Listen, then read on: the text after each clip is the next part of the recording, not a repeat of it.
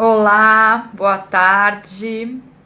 Eu sou a Carol Mansur, tá começando mais uma live da Sabesp.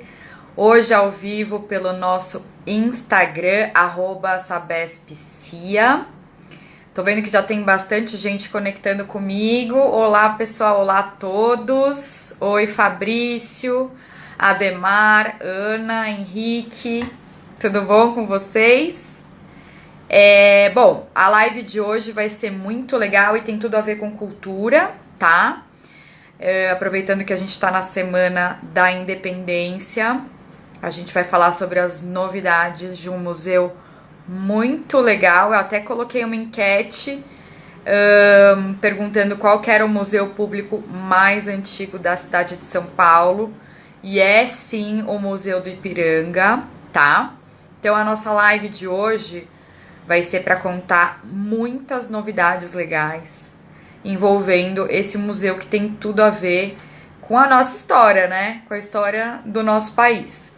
Então eu já vou adicionar o convidado de hoje. Ele tem aí uma atuação muito importante. Já encontrei ele aqui. André, você errou na enquete? Depois a gente faz mais uma, tá?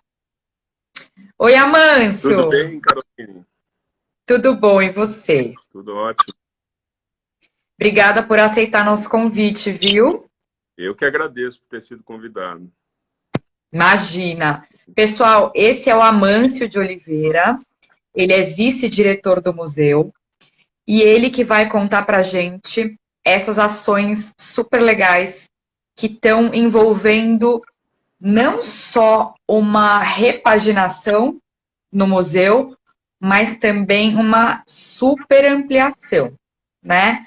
Antes disso, eu quero deixar aberto o nosso chat para que vocês enviem as perguntas que vocês quiserem, tá?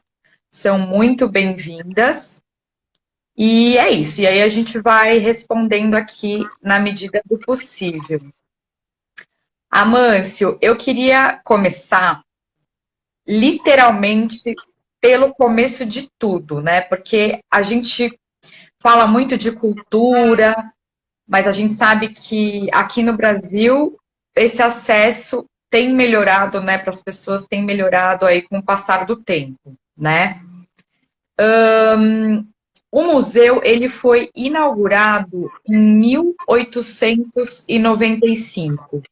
Só para você situar quem está com a gente, como que ele foi criado e por que que ele foi construído aonde ele está? O museu, ele é o apelido dele é o Museu da Independência, né? Museu do Ipiranga, apelidado como Museu da Independência. E ele nasce exatamente como um monumento à independência, né? Um símbolo para mostrar a importância desse ato de independência. E ele foi construído justamente no local, ou muito próximo do local, aonde Dom Pedro I deu o grito da independência. Portanto, ele tem um elemento simbólico. Ele foi feito, o grito foi ali próximo do riacho, né, do Ipiranga, e portanto ele foi construído numa parte mais alta ali, na parte da coluna, não é? Muitos anos depois, na verdade, porque nós estamos falando de 1822, não é? Em setembro de 22. Ele só foi concluído em 1895, portanto, muitos anos depois. Mas ele foi construído para isso, para ser um monumento à independência do Brasil. Tá. E o que que a gente pode dizer com relação, por exemplo, à arquitetura dele? Olha, aliás, foi encomendado, né, o projeto arquitetônico para um arquiteto engenheiro italiano, né, Tommaso Bezzi, né, e a arquitetura dele é muito eclética e ele foi justamente o museu se inspirou em museus, em palácios europeus, né? Portanto, ele tinha a ideia de ser um edifício, a própria palavra diz, né, um edifício monumento, para parecer, para ter uma projeção monumental da independência do Brasil. Por isso ele tem esse estilo de palácio europeu, é exatamente essa a proposta. E ele é Sério? complementado, foi, aliás, por anos depois, por um jardim francês, né, que se chama Jardim Francês, com inspiração no Palácio de Versalhes. Portanto, ele tem exatamente uma composição europeia para mostrar essa grandeza desse momento, desse monumento. E a própria localização mesmo para que ele se destacasse ali no alto, né? Exatamente, exatamente. Mas ele compõe na parte, o topo, a parte de cima da coluna, vem o museu, depois vem o jardim, né, o Jardim Francês, e o parque é todo aquele complexo que vai desde vamos dizer, do monumento, o Jardim Francês e o próprio Monumento à Independência, que fica na parte de baixo, né? Portanto, tudo isso é o Parque da Independência, que foi acontecendo aos poucos, evidentemente. Inicialmente, o museu foi construído num descampado, né? Não tinha nada em volta, era distante de tudo. Mas aí depois foram construídas outras coisas próximas, né? Tá, mas quando ele foi construído, ele já tinha alguma coisa no acervo dele? Não. Ele foi construído, o próprio edifício era um monumento. A primeira peça que foi colocado, aliás, imensa, né? Que é uma das mais visitadas quando se vai no Wikipedia, Wikiglam, é uma das mais visitadas, que é o Independência ou Morte, não é? Então, O quadro. Ele tem praticamente 32 metros, né?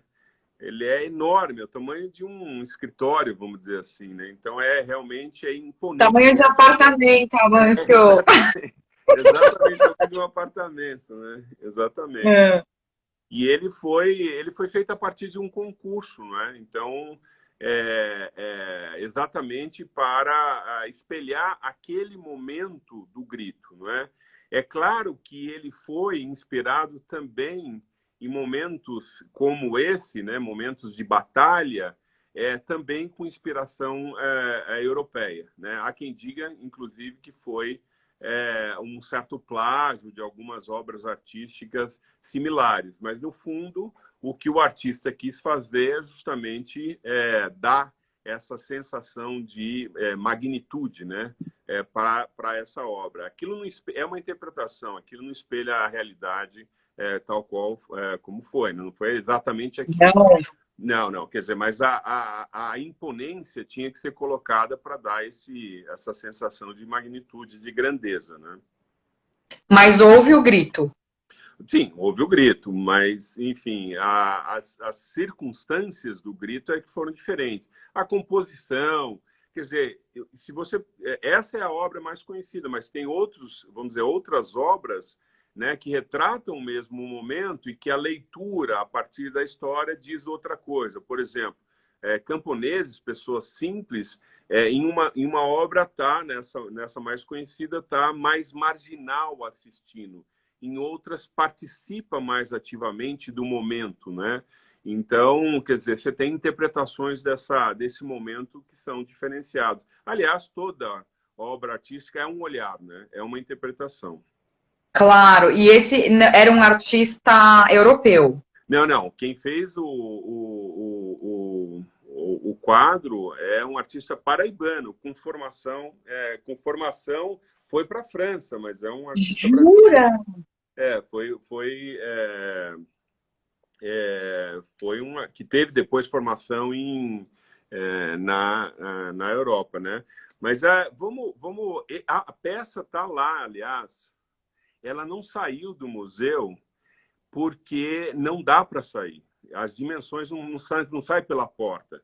Portanto, ela foi restaurada dentro do museu e ela é conservada dentro do museu, claro, totalmente protegida, com as estruturas Claro. e tal, mas para não haver problema de conservação, né? Que demais! Então, artista brasileiro. Eu achei que ele era europeu. Maravilhoso. Uhum. Aqui, o Messia está falando, um iluminado. Realmente, muito legal. Agora, vamos lá. E já que a gente está falando na Semana da Independência, como que ficou a questão da programação do museu, né? Porque o museu está fechado desde 2013, né? Desde agosto. Depois veio a pandemia, né? Pode falar. Desde agosto de 2013 o museu está fechado, não é? E aí, como é que ficou essa questão da programação? Teve uma programação especial? Teve muito especial. desde 2007, de 2017, perdão, tem a festa Museu do Ipiranga em Festa, que é feito com o Sesc, né? Uma grande festa, uma belíssima festa na comunidade local, as pessoas vão ao Parque da Independência para comemorar. Uma belíssima festa tem sido feita nesses últimos 3 anos. Mas só que esse ano, por conta da pandemia converteu-se tudo em uma festa virtual. E que acabou ficando muito bonita, respeitosamente, evidentemente, pelo momento, tá certo? Em respeito à segurança das pessoas, mas uma série de ações virtuais, todas colocadas num site que pode ser ainda visitado, que é o site, a campanha se chama Ecos do Ipiranga. O nome é bonito porque tem a ver com as histórias, né? O grito que ecoa até hoje, transformando histórias de vida das pessoas que se relacionam com o museu. Então, histórias que ganham novas histórias, esse foi o espírito da campanha, que realmente é muito bonita e pode ser visitada nesse site, ecosdoipiranga.com.br. Tá, eu tenho aqui, eu vou até colocar em tela cheia, vou virar o meu celular, o videoclipe Para Todos, né? Que ele foi feito em parceria com o Sesc, uma parceria entre o Sesc e o Museu do Ipiranga. Eu vou colocar vou virar meu celular rapidinho, só para vocês verem que legal que ficou. E depois aí vocês assistem na íntegra, né? Tá disponível no YouTube, né? Tá no YouTube. Peraí, deixa eu colocar aqui.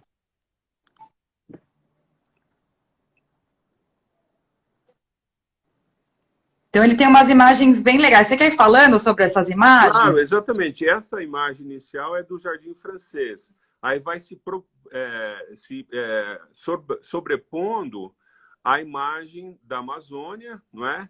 E essa cantora, Tainara Tacuba, é indígena, né? E ela começa com um arranjo belíssimo. E aí vai mostrando, como vocês veem, cena das festas do Museu do Ipiranga em Festa e projetando a imagem do museu, que também é muito bonita. Então, portanto, tem umas sobreposições de imagem, né? E isso é a presença né, de uma indígena tem a ver com a diversidade do museu, né? Essa é a ideia. As imagens que a gente vê agora são fotografias lindíssimas do militão Augusto de Azevedo. Esse é o Chico, né, que teve uma participação especial, curta, mas muito bonita. E ele é uma homenagem ao pai dele também, que foi diretor do museu, né, durante um bom tempo. Essas são imagens do militão. Olha, veja que vai se sobrepondo ao coral da USP, né? Participaram o coral da USP, a Orquestra Sinfônica da USP. Portanto, é um vídeo lindíssimo, como vocês podem ver. O interessante dessas imagens é o fato de que vejam que são pessoas humildes que são retratadas.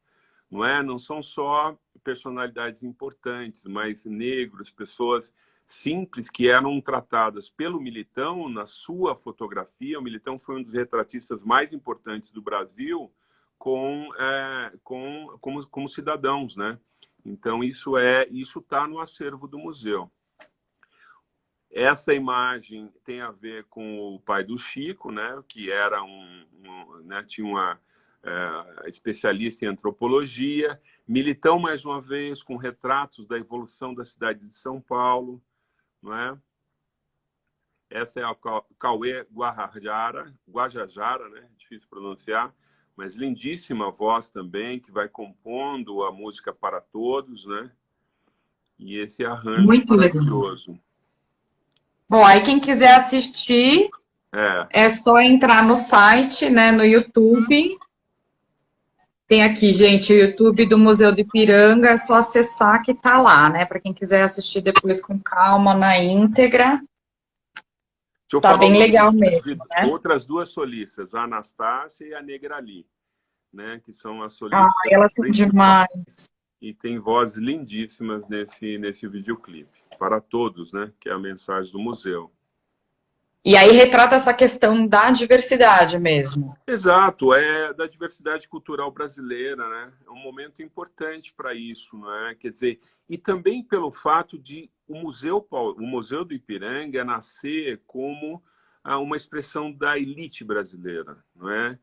Né? E aí, quer dizer, o museu ele está, vamos dizer, se recodificando para absorver, inclusive, os processos de escuta com a população, para entender o papel da diversidade do Brasil na sua construção histórica, na sua identidade. Quer dizer, não é a elite que faz o Brasil simplesmente, não é? Como é que você pode ter a construção da identidade brasileira sem os indígenas, sem os negros, sem os imigrantes? Portanto, é essa diversidade que o museu é claro que o museu tem vamos dizer, as suas peças, né, o seu acervo, mas esse acervo ele é combinado com leituras e releituras da história do nosso país. Portanto, é uma proposta nova. Em 22, quando o museu reabrir, ele reabre com um projeto expográfico que leva em consideração a diversidade. Portanto, deixa de ser um museu apenas da elite, é um museu realmente para todos, sem fazendo menção ao clipe, né, do Chico Buarque. Muito legal isso, né? O Marcelo quer saber, já pegando esse gancho aí, quando que o nosso Museu do Ipiranga será aberto ao público paulistano? Ele será aberto ao público, a todo o público, né? Geral. Geral, em 7 de setembro de 2022. As portas estarão abertas para as exposições. Nós vamos ter 11 exposições de longa duração, uma exposição temporária justamente sobre a independência, portanto, será 7 de setembro de 22. Essa campanha dessa semana gerou uma saudade, aumentou a saudade e a vontade de ver o museu aberto. Com quem eu falo assim, acho que vontade de voltar a visitar o museu. Bom, agora não dá para visitar porque está em obras. O que vai dar para ver vai ser o observatório da obra, mas provavelmente em janeiro. Vai ter uma vista bonita do parque, do Jardim Francês e da própria obra que está sendo feita de ampliação e de restauro do museu. Então, em janeiro, esse observatório da obra, janeiro de 22. Não, janeiro do ano que vem. Janeiro Já agora. era para ser agora, Carol, já era para ser agora em outubro, mas as condições sanitárias não permitiram a aglomeração. Então a gente adiou para janeiro, tá certo? E aí o que acontece? Você tem um mirante que vai dar para ver justamente a evolução da obra, a face, né, externa do museu, combinado com o Jardim Francês. É uma imagem lindíssima. E dentro do observatório, vão ter recursos multimídias para já ter um processo de exposição, né? Portanto, vai ser uma surpresa para o público, para já matar um pouco mais a saudade, né? Ai, com certeza. O Will está perguntando aqui, ó, o museu está sendo reformulado conforme seus traços coloniais ou a reforma está com cara mais moderna? Não, o museu enfim, é um patrimônio histórico, né, tombado. Você não pode alterar as características arquitetônicas do museu. Isso não é Tá. permitido. O cuidado, né, se vocês tiverem oportunidade, depois eu vou falar um pouco de um aplicativo muito bacana que dá para visitar a obra a partir de um avatar, né, uma brincadeira interessante. Mas vocês vão ver o cuidado que é para repor as camadas de tinta, toda a parte arquitetônica tem que preservar exatamente como era, tá certo? Porém, ganha elementos de modernidade. Por exemplo, a parte superior não tinha um mirante com um platô para receber pessoas em maior quantidade. Dava para ir uma ou outra pessoa, mas era muito pequenininho. Agora vai ter uma estrutura, vai ter um mirante no topo do edifício, monumento, com uma vista assim deslumbrante. Realmente, você vê todo esse complexo até lá o Riacho do Ipiranga. E mais, né, é bastante amplo. Olha, dá gosto de ver. Então, isso... E vai ter uma parte nova. Essa é a parte de restauro. A parte de restauro fica exatamente, quer dizer, ela ganha elementos de modernidade porque ganha, vamos dizer, equipamentos multimídia e etc. para apoiar as exposições. Mas a parte arquitetônica ela é mantida. E tem uma parte que dobra o museu, que está sendo feita à frente do museu e embaixo, né, no subsolo. Ali você tem uma nova área de exposição, auditório, sala de educativo, administrativo. Portanto, ali é um museu, ali é completamente novo e completamente moderno, né? E que aplicativo que é esse? Que você falou, que dá para a gente acompanhar? Esse aplicativo Museu do Ipiranga Virtual, que vocês podem encontrar, as pessoas podem encontrar na própria página www.ecosdoipiranga.com.br.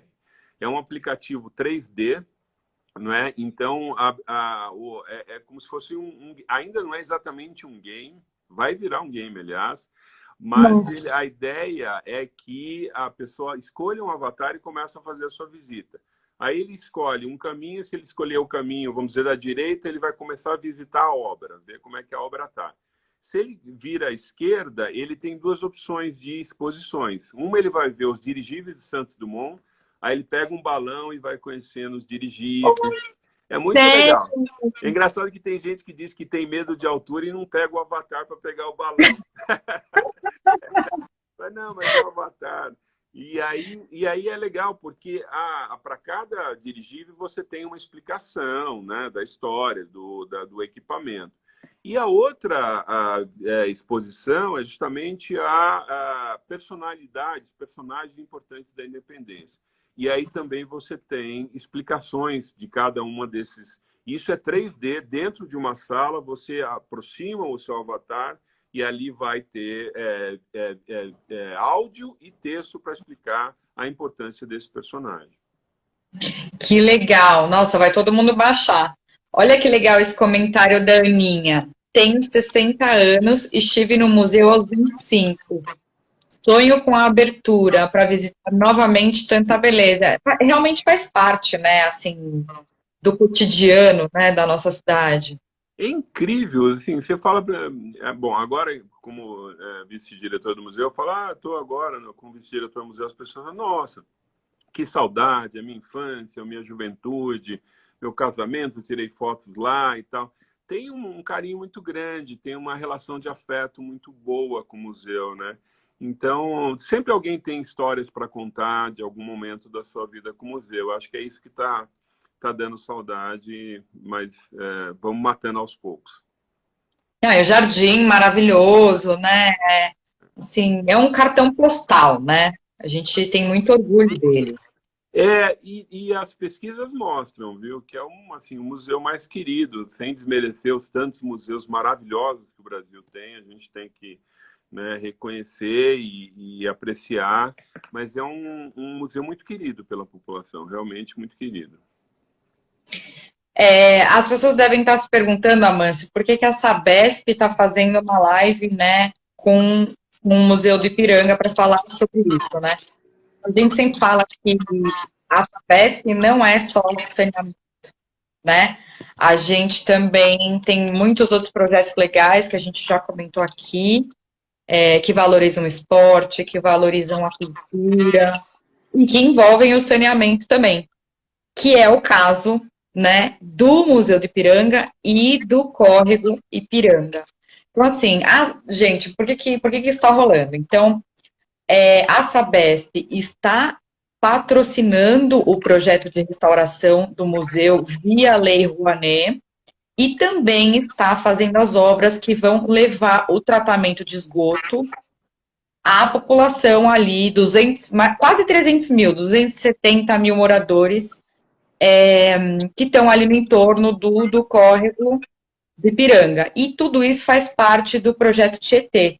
Né? Então, a gente fala que está tudo ali interligado. O Tietê está interligado com o programa Novo Rio Pinheiros. Então, assim, a Sabesp, além de apoiar fortemente a cultura, está ali com a mão na massa, né? A mão nas tubulações, para cuidar também do córrego. Né? Então, isso é muito legal. Que mais de novidade que a gente pode contar? Eu tenho uns números aqui bem legais. Você me corrija se eu estiver errada, tá, Amâncio? Tá. A gente falou que são 11 exposições de longa duração e uma de curta duração. Mais de 4.000 itens expostos e um espaço 3 vezes maior do que era antes. O espaço ele duplica, as salas de exposições vão para 43, mas eu chamo a atenção que a coleção que vai para o museu é de 4.000, mas a coleção do museu é de 400.000 peças. Vai um percentual pequeno para essas exposições. A gente tem as reservas, né? As reservas técnicas que guardam todas as obras e, portanto, você faz as exposições, claro que com os curadores, apresentando.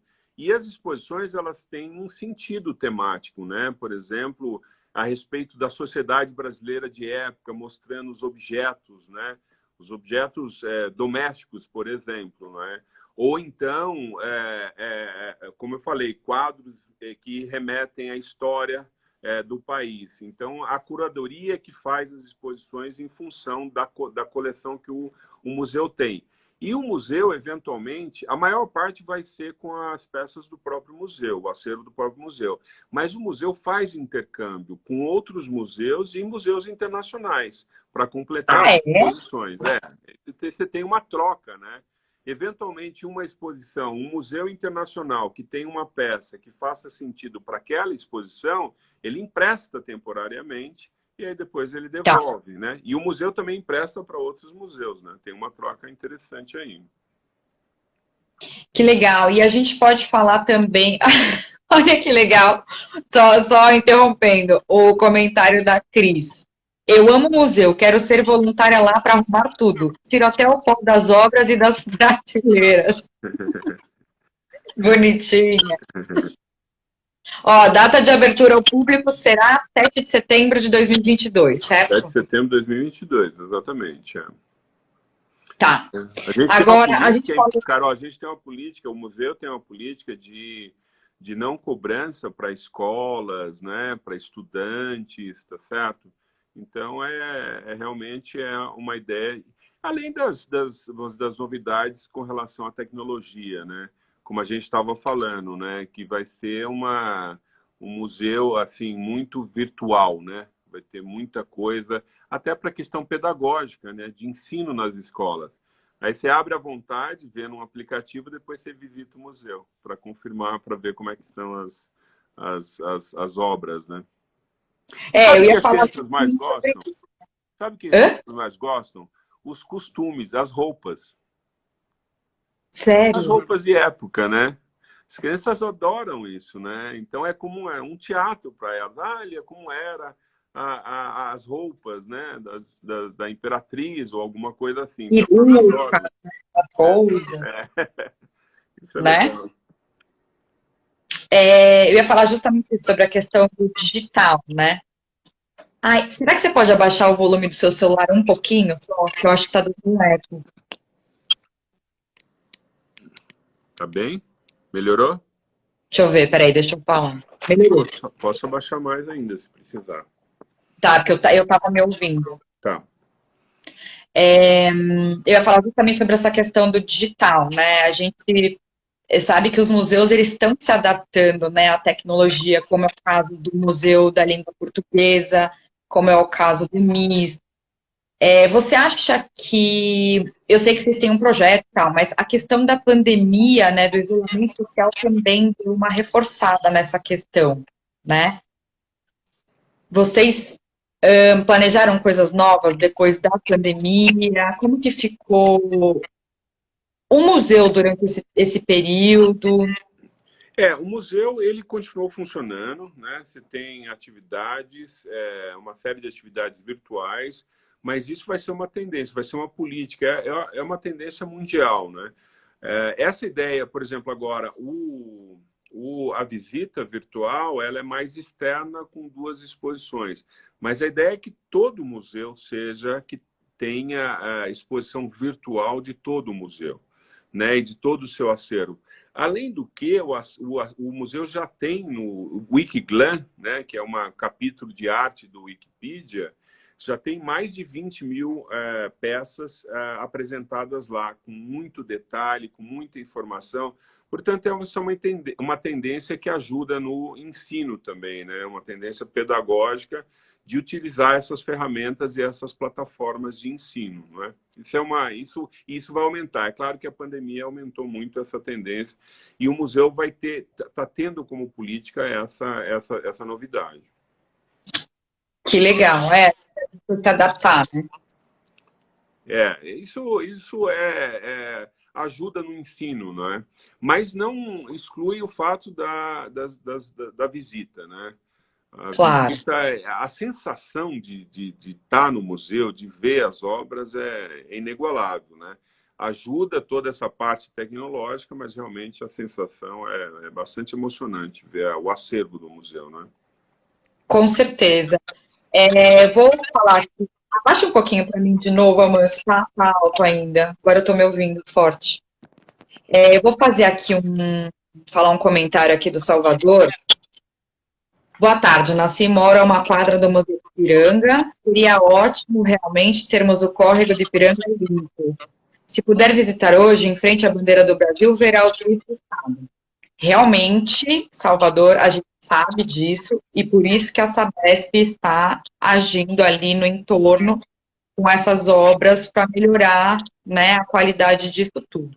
Claro que a gente sempre ressalta que a população também precisa fazer a sua parte, né? Quando estiver ali, não adianta jogar ali o seu lixo, né, na rua, porque vai parar no córrego, que vai parar no rio, e assim por diante. Então, todo mundo junto, né, fazendo a sua parte. Amâncio, você comentou que essa questão da interatividade, do digital, não vai anular realmente a visita presencial quando ela for possibilitada, né?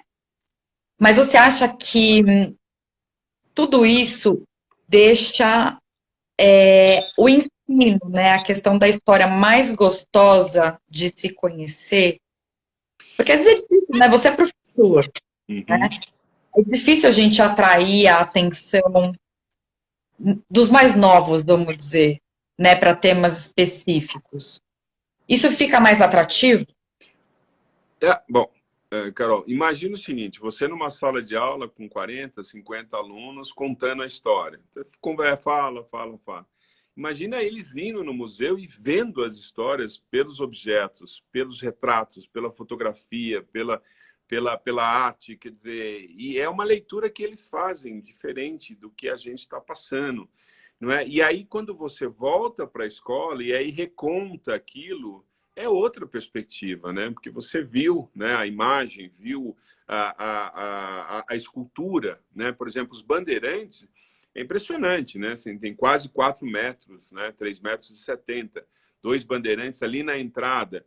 Claro que tem uma leitura histórica sobre isso, que tem que ser explicado. Isso que é importante, tem quer dizer, uma leitura crítica, tá certo? Mas você pode fazer uma visita e ir fazendo essa leitura, não é? Essa interpretação, contando o contexto. Não é? O objeto não fala por si, ele tá num contexto, ele foi criado num determinado contexto. Portanto, a visita, mas ajuda muito, porque você tem formas de apoio e também de acessibilidade, né? Então, você tem ali, vamos dizer, Libra, você tem audiodescrição, tá certo?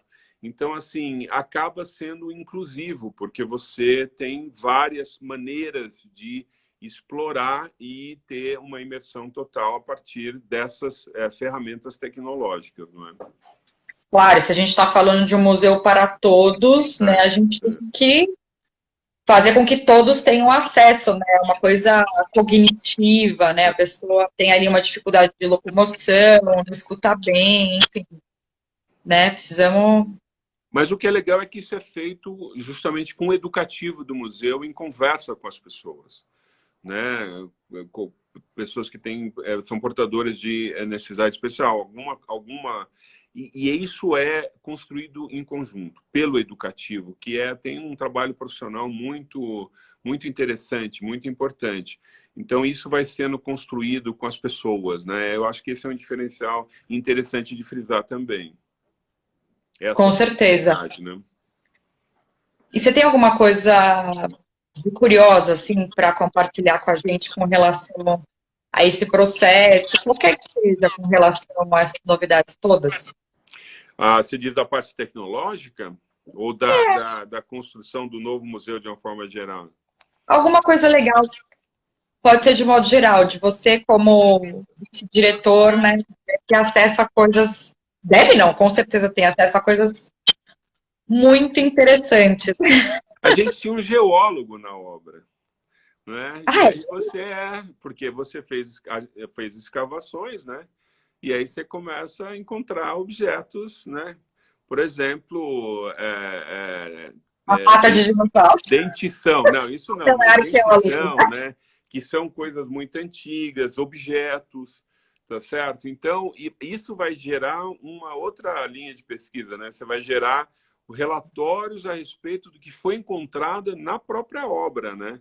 Que estava enterrado e porque você foi escavando, você começa a explicar. Mas eu não tenho muitos detalhes, eu vou esperar o relatório do especialista para dizer o que ele encontrou, e aí vai ser uma questão à parte, né? Vai ser, aí eu não vou dar spoiler, vou esperar o Tem resultado spoiler. disso tudo.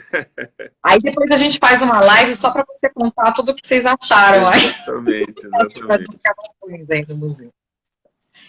Agora, o que, que o museu diz sobre a nossa sociedade como um todo, além da diversidade? Olha, eu acho que assim, o museu é um museu de história, né? Ele já foi um museu de história natural, de zoologia, enfim, ele já ganhou teve várias vocações. Mas agora é um museu focado em história. E a história do Brasil é uma história que é construída em grande medida, ou pelo menos contada em grande medida, de cima para baixo. As decisões, por exemplo, a própria decisão da independência foi feita com apoio da elite brasileira, porque por interesses comerciais, né? Tá certo? Os grandes agricultores, por exemplo, não é? Então, essa história está espelhada no acervo do museu. Né? Quer dizer, então, o que a gente está vendo é uma recodificação da nossa história, né? No sentido de entender o significado daquelas obras, mas entender também o significado de quem participou naquela construção e fazer releituras. Portanto, eu diria que o museu demonstra o elitismo brasileiro, tá certo?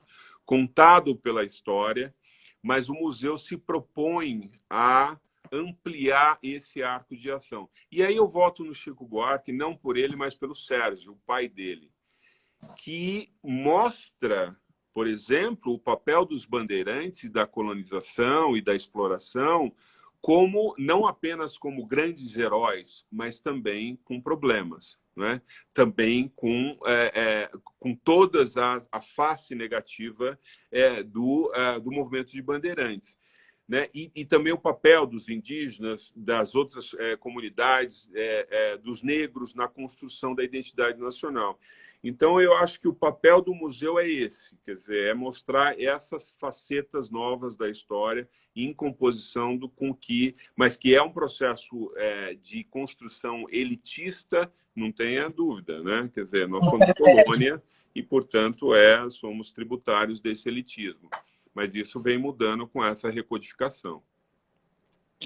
Tá, e você falando em recodificação, falando nesse passado, o que você acha que o museu traz de reflexão para nós, como população do Brasil, com relação ao nosso próprio passado e à nossa própria história?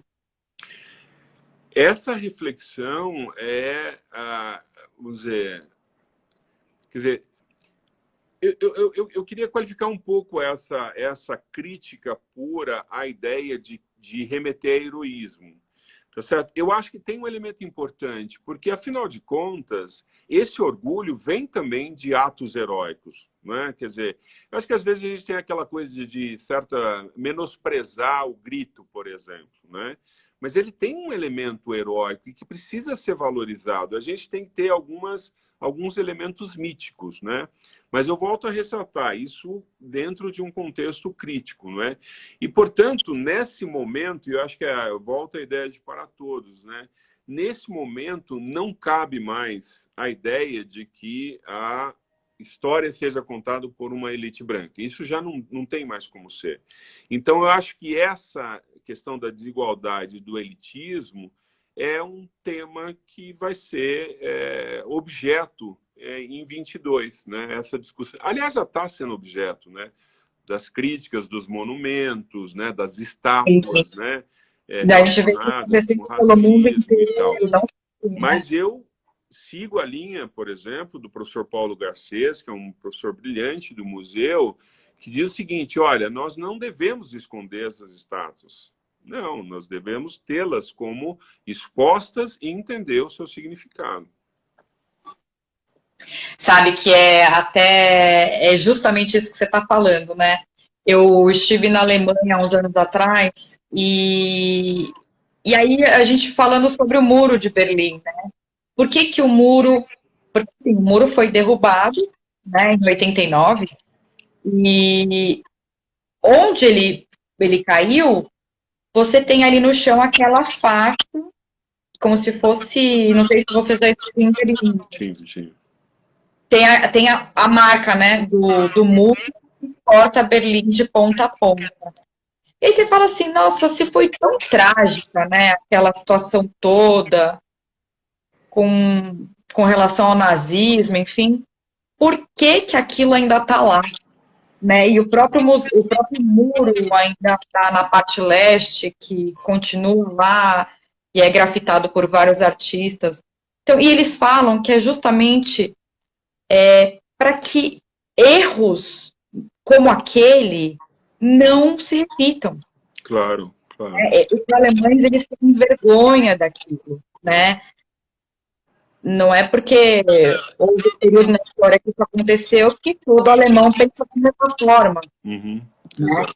Então, eles usam aquilo justamente como uma lembrança para que não se repita.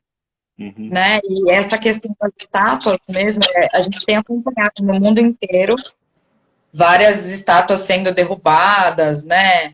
De, sei lá, senhores que exploravam escravos, Exato. né? Todo mundo acompanhou. Então, eu acho interessante essa ponderação, porque para que as pessoas se lembrem, né? De que aquilo não pode acontecer de novo. Exato. E tem que estudar, né? Não basta ver, né? Você tem que estudar o contexto para entender, não é? Então, as estátuas permitem isso e essa combinação com a história é muito importante. O fato do Museu Paulista, e eu falo Museu Paulista para lembrar que nós temos também o Museu Republicano de Itu. Né? Tem o Museu Ipiranga, mas o Museu Paulista compõe também o Museu Republicano de Itu, que faz parte de um outro momento da história brasileira.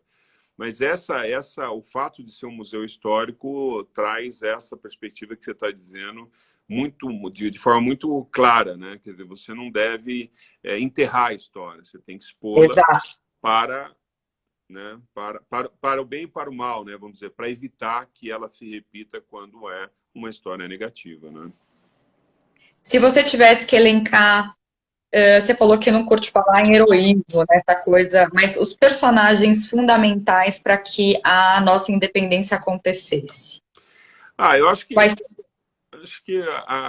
vou falar um personagem feminino, né, que é a Imperatriz Leopoldina, né, que é, enfim, esposa do Dom Pedro e as mulheres não tinham possibilidade de ter um papel político, né, formal, mas ela foi uma articuladora, né, ela influenciou a posição do Dom Pedro, que era o príncipe regente que estava sendo chamado para voltar para a corte, e ela teve um papel importante no sentido de convencê-lo a ficar. A mesma coisa José Bonifácio, né, que acabou depois virando o que seria hoje o chanceler, né?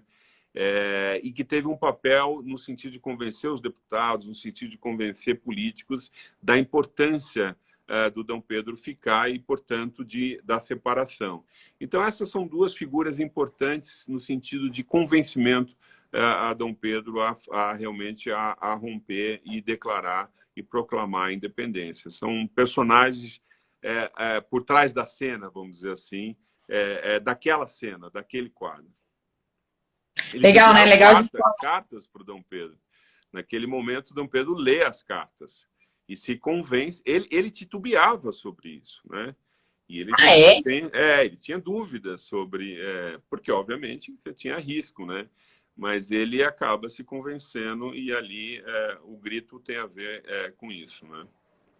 A proclamação da independência, né? Essas cartas estão no museu? Essas cartas fazem parte da coletânea, né? Fazem parte toda esse acervo. Aliás, enfim, esses personagens têm acervos riquíssimos deles todos, né, no museu. E essa exposição temporária que vai ter na reabertura fala mais precisamente dessa dimensão, né, desse momento da história. Ai, que demais. Acho que tá todo mundo ansioso, né, gente? O pessoal tá... Agora deu mais vontade ainda de correr para que 2022 chegue logo. Não, e eu queria dizer que é importante os patrocinadores, né? Claro. Porque senão a gente não chega lá, né? Então, o papel da Sabesp é fundamental, né? Com lei de incentivos à cultura, né? E com esse apoio da Lei Rouanet e os patrocinadores para a gente chegar em 2022 com o museu reconstruído. A gente fala que a base de tudo é a educação, né? Não importa para quem ou do que a gente esteja falando, né? Então, a nossa cultura ela tem muito para ser valorizada mesmo, e o museu realmente faz parte desse processo educativo para todos nós, porque é a nossa história, né? Então, a gente também fica muito feliz de poder fazer parte dessa etapa tão importante do museu. Todos nós estamos sentindo falta. E é isso. Eu vou terminar só com uma pergunta da Cris. Ela está perguntando se os restos mortais do Dom Pedro estão no museu. Estão lá. Estão justamente no monumento, né?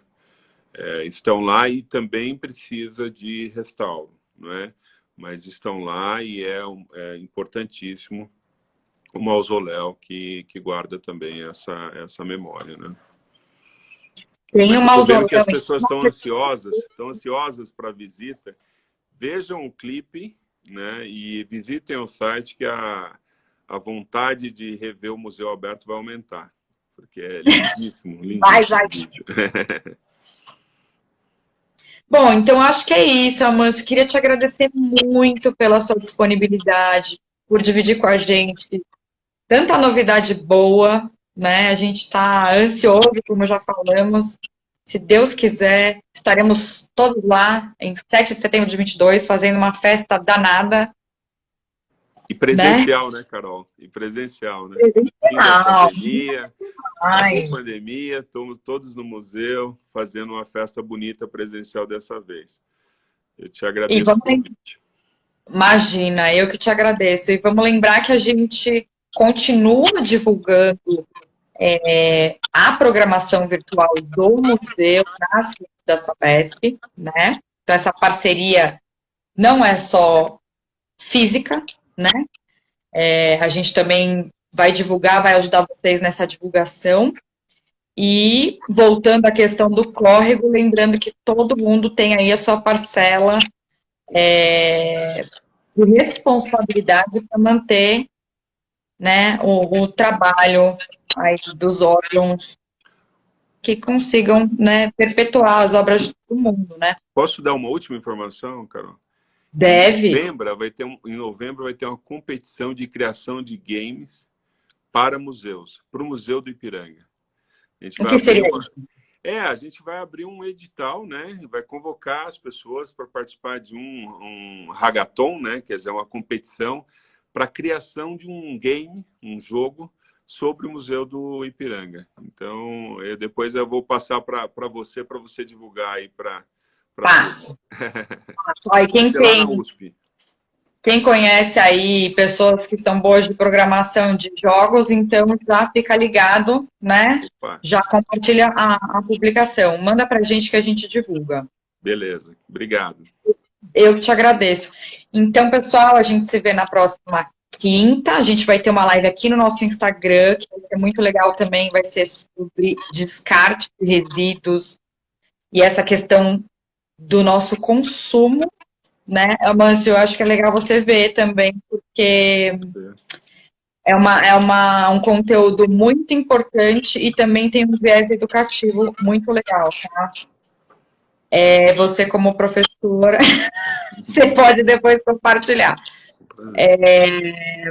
Vai ser com o Onofre, do portal Skype. Esse portal é muito legal, tem várias dicas. Então, vou contar com a presença de todos vocês. Amâncio, em nome da Sabesp, quero te agradecer. Espero te ver antes do nosso encontro presencial. Com prazer. E a todos que ficaram com a gente, super obrigada também. E obrigado a Sabesp. Obrigada a você. Até a próxima. Até a próxima. Tchau, tchau. Um beijo, pessoal. Tchau. Tchau.